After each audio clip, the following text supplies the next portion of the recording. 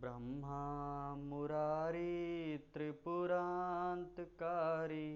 भानु शशि भूमि सुतो बुधश्च गुरु शुक्र शनि राहु केतव नमः नमः।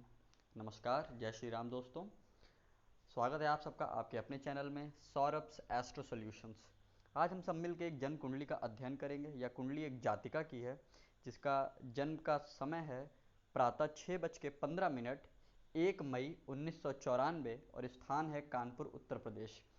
यहाँ मैंने जातिका शब्द का इस्तेमाल इसलिए किया क्योंकि यह बहुत मायने रखता है कि ये कुंडली पुरुष की है कि स्त्री की है। क्योंकि अगर कुंडली पुरुष की होगी तो जब हम सप्तम भाव का विचार करेंगे तो सप्तम भाव से फिर पत्नी को देखेंगे। अगर कुंडली स्त्री की हुई तो सप्तम भाव से फिर पति यानी कि उसके हस्बैंड का विचार करेंगे। उम्मीद है आप सब लोगों ने कुंडली बना ली होगी। आप किसी भी सॉफ्टवेयर या पंचांग के माध्यम से कुंडली बना सकते हैं। जो कुंडली बनकर आती है वह मेष लग्न की यानी कि एरीज असेंडेंट, यहाँ ल लिखा हुआ लग मतलब होता है लग्न, और मेष यानी कि एरीज असेंडेंट के लॉर्ड बनते हैं यानी कि इसके लग्नेश बनते हैं। लग्न का मालिक लग्नेश मंगल जो कि 12वें भाव में बैठे हैं। और इनकी जो चंद्र राशि, जब भी मैं राशि कहूँगा यानी कि वो चंद्र राशि, इनकी चंद्र राशि बनती है धनु। इसके स्वामी देव गुरु बृहस्पति बनते हैं जो कि सप्तम भाव में विराजित है। यहाँ पे एक बात नोट करने वाली है, आप देखेंगे जहाँ बुध लिखा है, बुध यहाँ लग्न में बैठे हैं और वो अस्त हैं, और देव गुरु बृहस्पति यहाँ पे वक्री हैं। बाकी आप सब जानते हैं कि राहु और केतु सदैव वक्री ही रहते हैं। राहु यहाँ इस कुंडली में अष्टम भाव में बैठे हैं, चंद्रमा नवम भाव में बैठे हैं, बुध लग्न में यानी कि प्रथम भाव में सूर्य के साथ बैठे हैं, मंगल 12वें भाव में बैठे हैं, शनिदेव एकादश यानी कि 11वें भाव में, और शुक्र और केतु द्वितीय भाव में बैठे हैं। यहाँ एक बात नोट करने वाली है कि शुक्र यानी कि वीनस अपनी ही राशि वृषभ राशि में टॉरस में बैठे हुए हैं सेकंड हाउस में केतु के साथ में। राहु केतु जैसा कि मैंने बताया सदैव वक्री ही रहते हैं और एक दूसरे से 180 रहते हैं। बुध यहाँ पे अस्त हैं। अस्त का मतलब थोड़ा सा यहाँ समझ लेते हैं। कोई भी ग्रह जब सूर्य के समीप आता है एक निश्चित दूरी पे यानी कि कुछ निश्चित अंशों पे, निश्चित डिग्रीज पे, तो वह ग्रह अस्त हो जाता है। यहाँ एक बात और नोट करिए, अस्त का मतलब ये बिल्कुल नहीं होता कि ग्रह बिल्कुल भी फल नहीं दे सकता है। आगे विस्तार से इसको समझेंगे। पहले जरा ग्रह स्थितियों को देख लें। इनका सूर्य भरणी नक्षत्र में बैठा है जो कि शुक्र का नक्षत्र है, चंद्रमा उत्तराषाढ़ा में, मंगल रेवती में, बुध अस्त होके भरणी नक्षत्र में यानी कि शुक्र के नक्षत्र में बैठे हैं। देवगुरु बृहस्पति यानी कि गुरु जिन्हें हम कहते हैं वह वक्री होके तुला राशि, तुला राशि के स्वामी बनते हैं शुक्र। ध्यान दीजिएगा, तुला राशि के स्वामी बनते हैं शुक्र, और वहां देवगुरु बृहस्पति बैठे हैं सप्तम भाव में स्वाति नक्षत्र में। स्वाति नक्षत्र के स्वामी बनते हैं राहु, और राहु स्वयं अष्टम भाव में वृश्चिक राशि में विशाखा नक्षत्र में बैठे हैं जिसके स्वामी देवगुरु बृहस्पति हैं। शनिदेव यहाँ कुंभ राशि में एकादश भाव में शतभिषा नक्षत्र में बैठे हैं, और शुक्र रोहिणी नक्षत्र में बैठे हैं। यहाँ पे सबसे महत्वपूर्ण बात है कि बुध का अस्त होना व गुरु का वक्री होना। देखिए, जब ग्रह अस्त हो जाता है तो अस्त का मतलब ये हुआ कि व्यक्ति के अंदर गुण तो होंगे। यहाँ पे ग्रहों का अंशबल भी महत्वपूर्ण है, जैसे कि बुध 17 डिग्री पर हैं, गुरु 15 डिग्री पर हैं और शनि 16 डिग्री पर। ध्यान दीजिएगा, बुध 17 डिग्री 22 कला यानी कि 22 अंश, देवगुरु बृहस्पति 15 डिग्री 54 मिनट, शुक्र 12 डिग्री और शनिदेव 16 डिग्री, यानी कि लगभग हम यह कह सकते हैं कुंडली के प्रमुख ग्रह, और सूर्य 16 डिग्री। अच्छा, षडबल में आप लोगों को मैं बता दूं, इस जातिका के, इस लड़की की कुंडली में षडबल में जब हम देखते हैं तो सूर्य सर्वाधिक बली है, यानी कि सूर्य के पास सबसे ज्यादा बल है, उसके बाद शुक्र के पास बल है, और कुंडली में सबसे कमजोर ग्रह जो बनते हैं वो देव गुरु बृहस्पति बनते हैं और बुध बनते हैं। यानी कि इस कुंडली के सर्वाधिक शक्तिशाली ग्रह बनते हैं सूर्य, शुक्र, शनि, और कुंडली के सबसे कमजोर ग्रह बनते हैं देवगुरु बृहस्पति और बुध। अब देखिए चलित चक्र भी आपके सामने स्क्रीन पे जो खुल कर आ रहा है, ये चलित चक्र। अक्सर लोगों के मन में दुविधा होती है। लग्न कुंडली तो समझ में आया, चंद्र कुंडली भी समझ में आती है कि भाई चंद्रमा जिस राशि में बैठा है उसको अगर हम लग्न बना लें, पहला भाव बना लें तो चंद्र कुंडली हो गई। लेकिन चलित क्या है? चलित का मतलब ये होता है कि ग्रह वास्तव में फल कहाँ का दे रहा है, यानी कि ग्रह हकीकत में फल कहाँ का। अब यहाँ पर अगर थोड़ा आप गौर करें, अभी तक राहु अष्टम भाव में थे, अब वो सप्तम भाव में का फल दे रहे हैं, यानी कि जहां देव गुरु बृहस्पति बैठे हैं, और केतु जो द्वितीय भाव में बैठे थे लग्न कुंडली में, वो फल दे रहे हैं लग्न का। यानी कि केतु जो द्वितीय भाव में बैठे थे शुक्र के साथ, वो फल दे रहे हैं लग्न का, यानी कि पहले भाव का, प्रथम भाव का। देखा जाए तो अगर भावगत हम बात करें, यानी कि राहु केतु फल कहाँ का दे रहे हैं, तो राहु और केतु जो फल दे रहे हैं, राहु फल दे रहे हैं सप्तम भाव का, सप्तम भाव जो कि विवाह का होता है, केतु फल दे रहे हैं लग्न का। अच्छा एक बात और, कुंडली में मंगल लग्नेश 12वें भाव में है। ज्योतिष शास्त्र कहता है कि लग्नेश को 6, 8, 12 का दोष नहीं होता। कहने का मतलब लग्नेश यानी कि जो लग्न के मालिक हैं, इस कुंडली में मंगल होते हैं लग्नेश। लग्नेश कुंडली के 6ठे भाव में बैठे, 8वें भाव में बैठे या 12वें भाव में बैठे, उसे उसका दोष नहीं होता, क्योंकि 6, 8, 12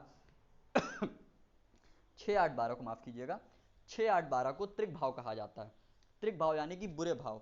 अब त्रिक भाव में बैठ के ग्रह वैसे तो कमजोर हो जाता है, लेकिन क्योंकि लग्नेश है तो लग्नेश को 6, 8, 12 का दोष नहीं होता। लेकिन लग्नेश होके अगर अष्टम भाव में या 6ठे भाव में या 12वें भाव में जाएंगे, थोड़ी दिक्कत करते हैं। अब क्योंकि यहाँ लग्नेश 12वें भाव में गए हैं, तो हम यह कह सकते हैं यह जातिका अपने जन्म स्थान से जितना दूर रहेगी उतना इसके लिए बेहतर रहेगा, जीविकोपार्जन के लिए भी और स्वास्थ्य के लिए भी। और 12वें भाव का मंगल बैठा है तो यह जातिका को कोर्ट कचहरी के मामलों में उलझा सकता है। ध्यान रहे, 12वें भाव का मंगल बैठा है तो वह जातिका को कोर्ट कचहरी के मामलों में उलझा सकता है। वह विदेश यात्रा भी करवा सकता है, जातिका को विदेश जाने के भरपूर मौके मिलेंगे।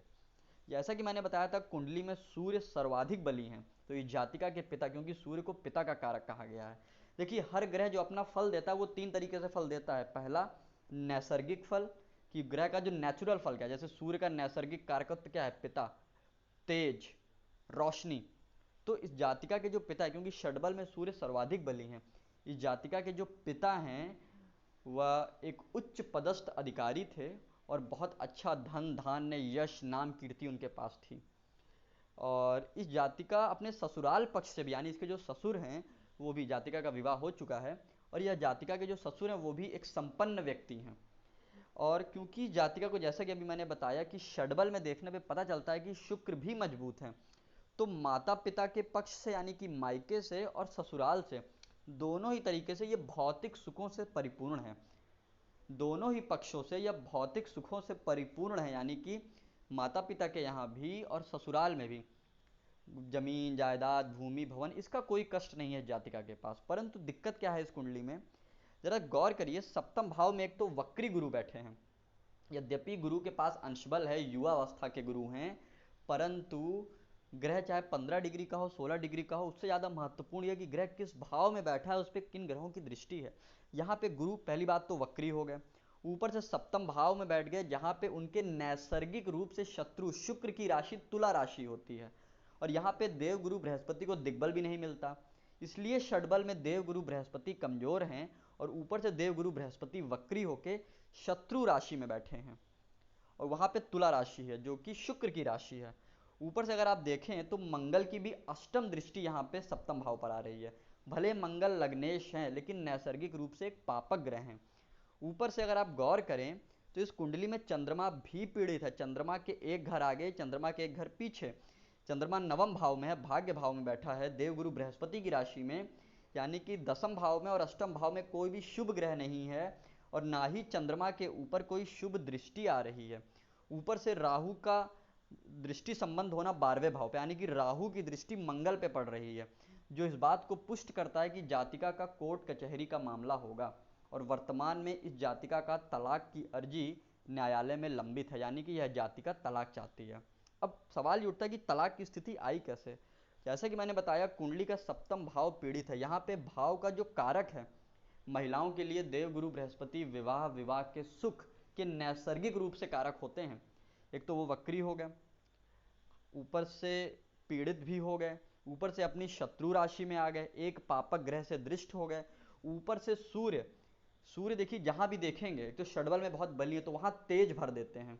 तो दाम्पत्य में तेज, यानी कि गहमा गहमी, बहस, पृथकता, ये हो सकता है, क्योंकि गुरु वक्री हो गए, सप्तम भाव पीड़ित हो गया, सप्तम भाव पे पापक ग्रहों की दृष्टि आ गई। ऊपर से अगर गौर करें तो राहु की भी दृष्टि शुक्र पर है। देखिए हमेशा ध्यान रखिएगा, जो दृष्टि योग दुर्योग हम लेते हैं हमेशा लग्न कुंडली से लेते हैं, चलित से दृष्टि नहीं लेते। चलित सिर्फ ये बताता है ग्रह फल कहाँ का दे रहा है। योग दुर्योग दृष्टि आप हमेशा लग्न कुंडली से ही उसकी गणना करेंगे। यहाँ राहु अष्टम में बैठ के शुक्र को देख रहे हैं। देखा जाए तो यहाँ पे भाव भाव का स्वामी नैसर्गिक रूप से कौन बने, शुक्र। शुक्र पीड़ित हो गए एक पापक ग्रह से, राहु की दृष्टि पड़ गई। दूसरा उस भाव में बैठा ग्रह वो भी पीड़ित हो गया, किससे, मंगल से। हालांकि वो लग्नेश है तो वो बचाने का प्रयास करेंगे, तो इसलिए विवाह हुआ जातिका का। और ऐसा नहीं है जातिका का दोबारा विवाह भी होगा, उसके भी योग हैं। क्यों, चलित में देखने पे राहु केतु किसका फल दे रहे हैं, सप्तम भाव का व लग्न का। अब यहां से अगर देखा जाए तो राहु का संबंध लग्न से व सप्तम से बन रहा है, जो कि प्रेम विवाह या दूसरे विवाह को भी इंगित करता है। अच्छा, जैसा कि मैं बता रहा था कि सप्तम भाव पीड़ित हुआ, 7 नंबर यहाँ लिखा है, 7 नंबर के स्वामी शुक्र बनते हैं, जिन पर राहु की दृष्टि आई, शुक्र पीड़ित हो गए। गुरु वक्री हैं, उन पर सूर्य और मंगल की दृष्टि है, गुरु भी पीड़ित हो गए। और देखा जाए तो जो लग्नेश हैं उन पे भी राहु की दृष्टि आ गई, और ऊपर से चंद्रमा का पीड़ित होना जो केमद्रुम दुर्योग का निर्माण कर रहा है। यद्यपि चंद्रमा अमावस्या से काफ़ी दूर हैं, तब पर भी अगर देखा जाए तो कुंडली में चंद्रमा का पीड़ित होना ये कोई अच्छा संकेत नहीं है। अच्छा, शनि, इस कुंडली की एक सबसे अच्छी बात कि शनिदेव का एकादश भाव में बैठना। कहा जाता है कि कुंडली के 11वें भाव में, एकादश भाव में कोई भी ग्रह बैठे आर्थिक रूप से वह अच्छा फल देता है, क्योंकि शनिदेव एकादश भाव में बैठे हैं। यहाँ बैठ के शनिदेव जातिका को धन धान्य से संपन्न कराएंगे, उसके पास पैसे की कमी कभी नहीं होगी। परंतु अगर देखा जाए इस कुंडली में जो सबसे कमजोर पक्ष है वह ये, एक तो चंद्रमा का पीड़ित होना, और उससे भी ज़्यादा महत्वपूर्ण कि सप्तम भाव का पीड़ित होना। देखा जाए तो शनिदेव की दृष्टि, शनिदेव की तीसरी दृष्टि यहाँ लग्न पे आ रही है। शनि की दृष्टि लग्न पे होना यानी कि हर काम में विलंब होना, हर काम में विलंब होना। देखा जाए तो इस कुंडली में अगर हम देखें तो मंगल की चौथी दृष्टि पराक्रम भाव पर आए, तो जातिका मेहनत कर सकती है। अगर वो मेहनत करे तो प्रतियोगिता परीक्षा में सफलता पा सकती है, क्योंकि षडबल में सूर्य बली है। ऐसी स्थिति में हम यह कह सकते हैं जातिका को जन्म स्थान से दूर रहना चाहिए, जितना ज़्यादा हो सके माँ दुर्गा की व भोलेनाथ की आराधना करनी चाहिए। जैसे वर्तमान में सावन का महीना चल रहा है तो रुद्राभिषेक करे, तो इन सब चीज़ों से उसको लाभ होगा। और रही बात कोर्ट कचहरी के मामलों की, तो निसंदेह लग्नेश होकर 12वें भाव में बैठे हैं, तो हम यह कह सकते हैं कि कुंडली में सूर्य बली है, और क्योंकि वो स्वयं लग्नेश 12वें भाव में बैठे हैं तो यह जातिका कोर्ट कचहरी के मामले में सफलता पाएगी।